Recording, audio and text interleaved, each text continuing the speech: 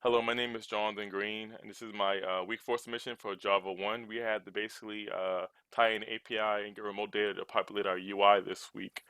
This was very difficult because coming from an iOS background, it was very hard getting my head around a lot of the, well, not getting my head around it. I understood exactly what I had to do, but the way that Java did it was just so, I guess, convoluted.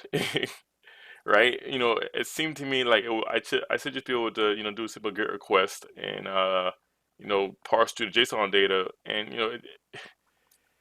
it's just, I had to go through too many loops. I feel like to get to where I needed to get to. But anyway, so let me go through my the rubric with this. So I did fall short on a few things, right? So with the URL connection, so I had the most part right because there is dynamic URL strings. I do have, if you go here to my client class, and my structure too, I should put it out too. My structure is pretty good. So I have a client class which is handling all my HTTP requests to the back end to the remote data.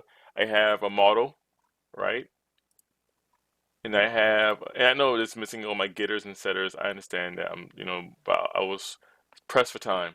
And then my main activity was handling all my UI. This is the main drill like we've been talking about this week, and it should be super light as far as tasks and things like that.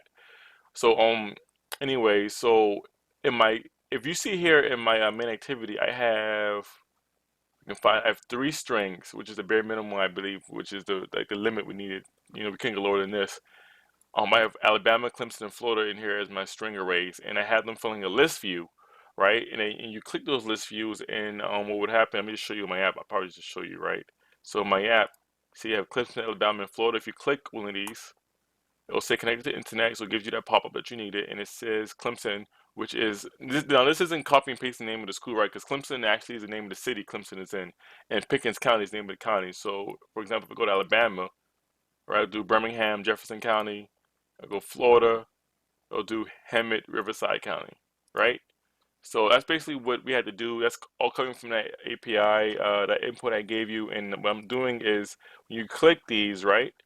It's going down here to this if is online conditional I've set up to basically run this Boolean function. Well, it's going to return a Boolean, this function right here. If depending what the status of the device is, if it's connected by a Wi-Fi or a 3G or 4G, and it's going to return true or false. If it's true, obviously it's going to run through the rest of my code, which is basically setting up the toast and then firing it, let you know that it was connected, and then it's running my actual get data function for my client. Now, this is also a big issue I had. So in iOS and Xcode, we use completion handlers all the time. I mean, completion handlers are like, our bread and butter to a great extent. And I had a hard time figuring out how to get this to work um, with Java. I can't remember the correct name, but it's called a runner or something like that.